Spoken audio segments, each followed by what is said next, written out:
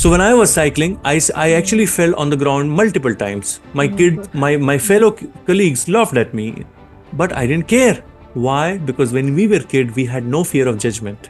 We were completely free. Then what has changed when you grew? What has changed, Rashri? When you grew, what has changed? Why are you worried about others?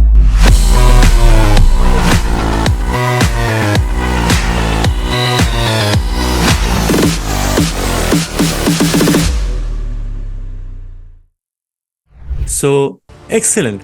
Now, quickly, let's discuss about how to cure your fears. Like, what is it that you can do? And I think you practically did it, but I'd like to share some of the things that you can proactively do in public speaking context. Okay. Always remember this, right? It is important to know what kind of a fear you're getting into. But there is a resolution. How to cure fear, okay? Remember one thing. So, I'll tell you a story. The story is this. So, Rashri, have you ever seen that short clip where there is a white paper, somebody put an ant onto that, चींटी रख देता है उसके ऊपर, paper के ऊपर, and they draw a black marker circle on that paper, and that ant try to get towards the edge of that marker and come back. It goes to the another end of the edge, it comes back in between. So in that way, the ant keep trying to go across that circle, but it comes back in between thinking that there is a physical barrier. There is a physical barrier. It doesn't even cross that black line. So there is no physical barrier. It was a mental barrier. And most of the time in our life, we are no different than ant. So 99% of the time, the terror is not real. That terror is created in our mind. We are no different than that ant. So that's why I say that terror is not real. So don't succumb to it. Don't succumb to this feeling. Second, do you know what is kid model? Imagine that time when you were like 6-7-year-old, Rashri. What did you learn first? What did you learn first? Talk. Did you learn how to cycle? Talk. And So what did you do? What did you learn in the kids, like swimming, dancing, doing anything that other kids did? Some experience that you would like to share? yeah, mainly play or dance. Let's say kids play or dance. Hmm. Did you stop when you failed first time? No. No. Cycling, yeah. Exactly. Okay. So when I was cycling, I actually fell on the ground multiple times. My fellow colleagues laughed at me, but I didn't care. Why? Because when we were kids, we had no fear of judgment. We were completely free. Then what has changed when you grew? What has changed, Rashri? When you grew, what has changed? Why are you worried about others? Why are you worried that what they will think about you? When as a kid you were not worried. What has changed? The only thing that has changed Judgment are your of own people. beliefs. Right? Now it's the time to be like kid again. Even if I fall 7 times, I will rise 8. Okay. Yes. Right? It's a time to rise back. It's a time to gain the moment and control of our emotions. It's a time to be confident. It's a time to be courageous. So be like a kid. Number 3, feel the fear and do it anyway. Remember, I never recommend anybody to take physical risk. When I say physical risk, for example, I am the only son to my parents who is working and doing well. My younger brother is mentally retarded, so he's dependent on us. So I am only the son to manage my family. He can't do anything. He's dependent on me. So if I say, okay, I'm going to do bungee jumping, I'm going to do, flying, I'm going to be jumping off from a flying plane. No, I would not like to take that risk because there is a physical risk of life. If I ask you to cross the river today, would you do that? So foolish. By swimming, you might die, right? Why would I do that? But you know what? If I give the choice to people between crossing a river and going on the stage, they probably will say, I'll cross the river. Yes. You know why does that happen? Because people fear people. People don't fear situations. People fear people. They don't fear situations. People want to avoid people. And we have yet not got to the root cause. The root cause is that what people will think about them. Shame, feeling of shame, embarrassment, feeling of embarrassment. What if something goes wrong? I'll be embarrassed in front of. So that layer of shame and guilt and that embarrassment, you have to completely get rid of that.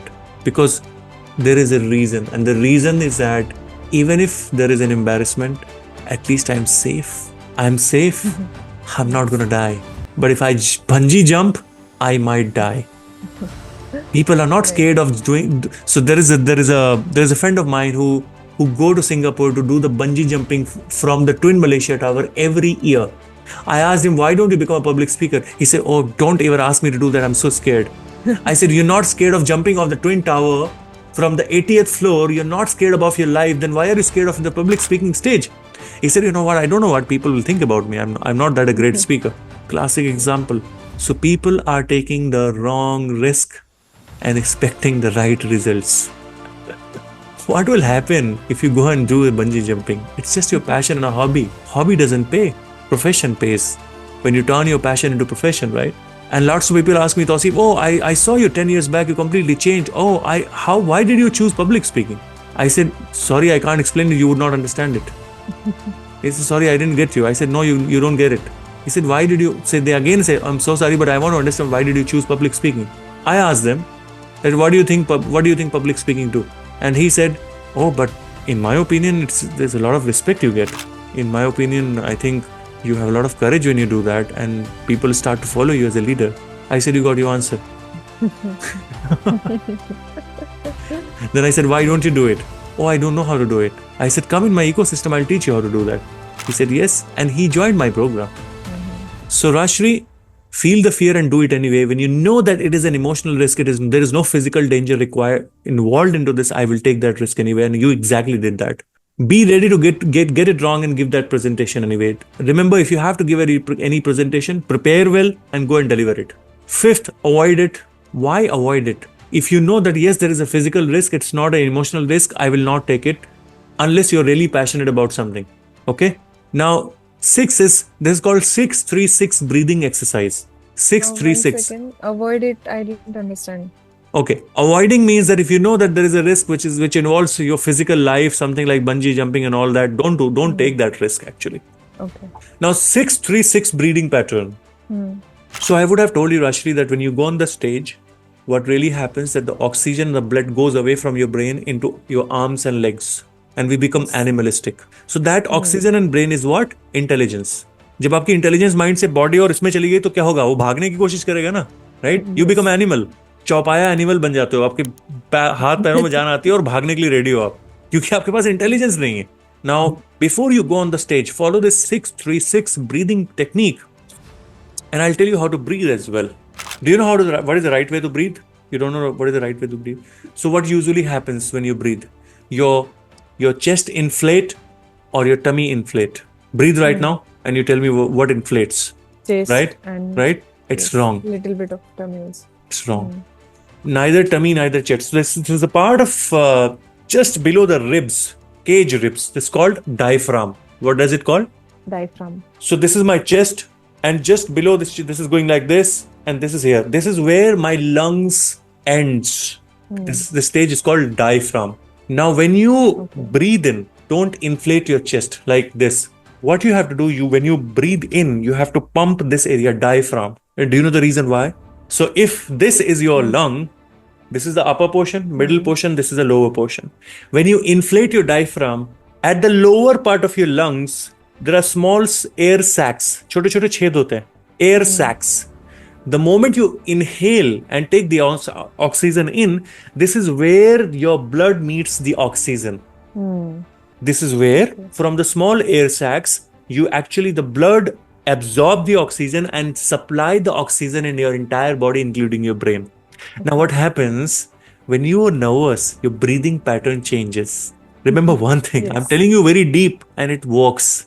I'm telling you the resolution as well. The problem is when you're nervous, when you're running, when you want to escape a situation, your breathing patterns break. Your lungs do not get enough oxygen, and there is a less oxygen supply.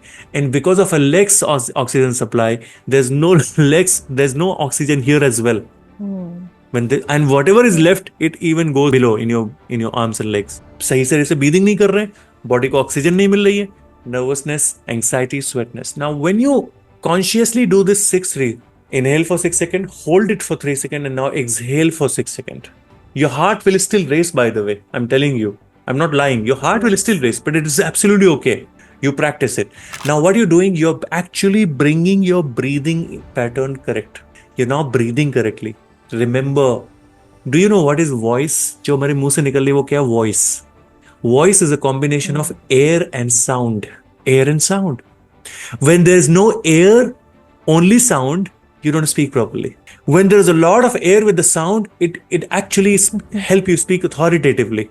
But when you don't even have an air in your body, like you're nervous, you don't have energy. So when you do 6-3-6 breathing pattern, you get yourself calm down nervous system. You give your lungs enough oxygen, you give your body enough oxygen supply, you give your mind enough oxygen supply, and you even calm before you go on the stage. Nobody will tell this to you, but I'm telling you what I've learned from my mentors from different part of the world. So you need to do this So before going on stage or after? before going on the stage. By the way, I will tell you in detail. There are something called pre-shot routine, which will help you to be prepared before going on the stage. Okay, Rashri? And last but not the least, this is called visualization mandate. So visualization mandate is when you close your eyes and just see yourself that you're going on the stage and people are just loving your presence on the stage. The organizer is very happy to invite you, and you left a brilliant footprint on the minds of the audience. You started a speech well, you ended a speech well, and you actually achieved your objectives, and people want to call you again because you performed really well on the stage. So you're just imagining that in your head. That's called visualization mandate, and you can do it before even an important office meeting as well. I always do it even today. Okay. Remember, when you positively influence your mind in all ways possible, remember your vibes attract your tribes, right? Yes. So it's up to you. So if you have a choice to sow the seeds of weeds or sow the seeds of fruits, you sow the seeds of fruits. Why weeds? In your mind. Yes. You've got to be very careful. Just like your body, you can't put anything and everything in your body, sugar and dairy products and all of those. You cannot put anything and everything in your mind as well.